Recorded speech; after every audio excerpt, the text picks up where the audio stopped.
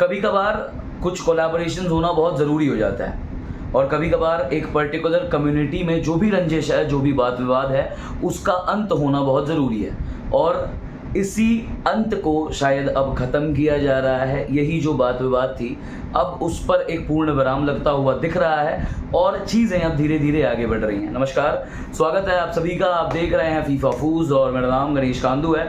फिलहाल कुछ बातें हैं, कुछ चीज़ें हैं, कुछ ऐसे बात विवाद थे खास करके इस पर्टिकुलर यूट्यूब कम्युनिटी में। कुछ नाम जो कि एक ही शो का हिस्सा रहे और जब शो से बाहर आए तो बहुत ज़्यादा आपस में रंजिशें बढ़ी।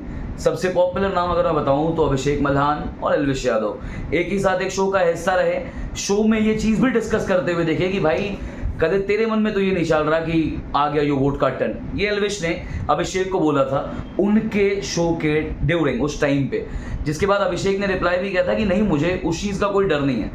निश्चय ने भी ये बात कही कि यार क्या हुआ, अपने भी तो 20 मिलियन है। और घर बाहर आने के बाद एक बात बहुत पॉपुलर हुई कि धरे के धरे रह गए 20 मिलियन, क्योंकि एक तरफ एल्विश यादव को बहुत लोगों का सपोर्ट मिला।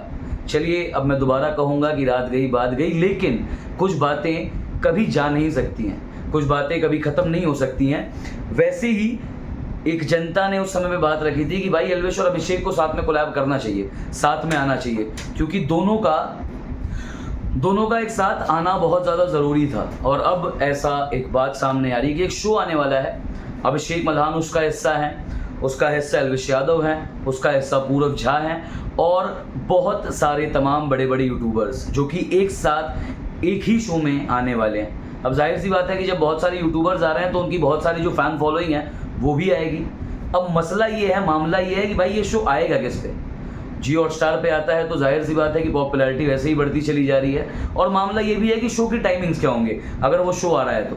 मसलन एक बात है, क्योंकि इस समय IPL चल रहा है तो बहुत सारे डिफरेंसेस भी देखने को मिलेंगे।